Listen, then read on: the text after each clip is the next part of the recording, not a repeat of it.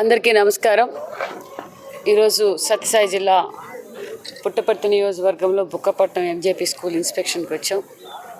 నిజంగా చాలా దారుణమైన పరిస్థితి. ముఖ్యంగా బాలికల రెసిడెన్షియల్ స్కూల్ ఇది.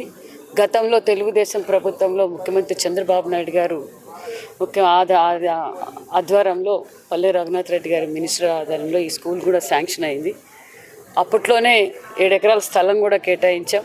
ప్రభుత్వం మారడంతో ఇంకా ఎక్కడ చూసినా మీకు అందరికీ తెలిసిన విషయాలే. గత 5 సంవత్సరాలుగా రాష్ట్రంలో ఉన్న పరిస్థితి ఏంటి, రాష్ట్రంలో అన్ని రంగాలు, విద్యా వ్యవస్థలు కావచ్చు, అన్ని రంగాలను నిర్వీర్యం చేసిన ప్రభుత్వం వైసీపీ ప్రభుత్వం.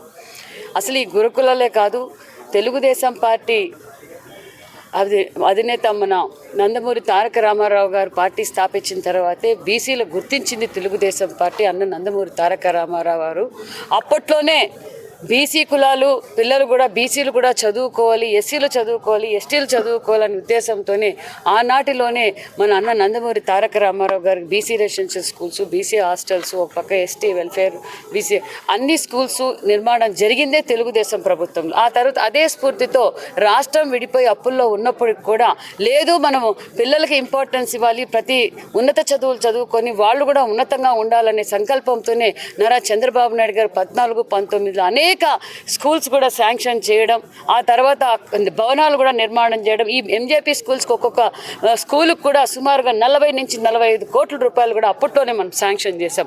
కొన్ని చోట్ల ఆల్రెడీ నిర్మాణం కూడా అయిపోయినాం. ఎగ్జాంపుల్ ఇప్పుడు మడక్సిరాలో కావచ్చు, మడక్సిరాలో 45 కోట్లతో మనం నిర్మాణం కూడా పూర్తి చేసాం. 90% మన 2019లోనే పూర్తి అయిపోయింది. మరి ఏదో ఈ జగన్మోహన్ రెడ్డి ఒక్క ఛాన్స్ అని చెప్పి జనాలు మోసపోయి ఓటేసినందుకు ఈరోజు అన్ని వర్గాలు ఇలాగ ఉన్నాయి. ఎంజేపీ స్కూల్స్లో 90% తెలుగుదేశం ప్రభుత్వంలో అయిపోయిండే. ఇంకా 10% ఊరికే ఆయన రంగుల రెడ్డే కదా, రంగులు మార్చుకొని అన్నా పిల్లలకు అంకితం చేసినట్టే. నిజంగా ఈరోజు వేలాది మంది పిల్లలు కార్పొరేట్ స్కూల్కి ధీటుగా కట్టాం. తెలుగుదేశం ప్రభుత్వంలో కార్పొరేట్ ధీటుగా అలాంటి అకామిడేషన్స్తో విస్తీర్ణమైన పెద్ద స్థలాలతో కూడా మేము నిర్మాణం చేశాం. జరిగిపోయింది. ఇప్పుడు చంద్రబాబు నాయుడు గారు మాకు దిశ నిర్దేశించింది ఒకటే, మీరు హాస్టల్స్కి, స్కూల్స్కి అన్నిటికీ ఇన్స్పెక్షన్ చేయండి. రెసిడెన్షియల్ స్కూల్స్కి వాళ్ళకి ఏం కావాలి మనం ఖచ్చితంగా అన్ని వసతులు అందజేయాలనేది ముఖ్యమంత్రి గారు, పవన్ కళ్యాణ్ గారు, నారా లోకేష్ గారు మాకు దిశ నిర్దేశించారు. అన్ని చోట్ల కూడా ఆల్రెడీ మేము ఇన్స్పెక్షన్స్ చేస్తున్నాం. ఏం అవసరం అనేది కూడా ముఖ్యమంత్రి గారు రివ్యూ మీటింగ్లో మేము తెలియజేస్తాం. ఖచ్చితంగా బుక్కపట్నం స్కూల్ కూడా నిర్మాణం చేయడానికి ముఖ్యమంత్రి గారు మాట్లాడి ఇమీడియట్గా స్టార్ట్ చేస్తామని కూడా తెలియజేస్తున్నాం. టెంపరవరీగా మరి ఇప్పుడే ఎమ్మెల్యే గారికి కూడా చెప్పాం, ఇక్కడ దగ్గరలో ఏదైనా మంచి బిల్డింగ్ ఉంటే చూస్తే మనం ఈ స్కూల్ ఇప్పుడే షిఫ్టింగ్ కూడా చేసి దానికి కావాల్సిన రెంట్ పే చేసి ఫస్ట్ పిల్లలు సేఫ్గా ఉండాలనేది మా ముఖ్య ఆకాంక్ష. ముఖ్యమంత్రి కూడా మాకు ఆదేశించేది దగ్గరలో మంచి స్కూల్ బిల్డింగ్ ఏదైనా ఒక మంచి బిల్డింగ్ జరిగితే షిఫ్ట్ కూడా చేస్తాం. అభివృద్ధి ధ్యేయంగా మేము పనిచేస్తాం. జిల్లాలో కావచ్చు, మోడల్ స్కూల్ కావచ్చు, కొన్ని స్కూల్స్లో ఇంకా ఇంతవరకు నాణ్యమైన ఆహారం పిల్లలకి అందట్లేదు, క్యారీలు తెచ్చుకొని తింటున్నారు.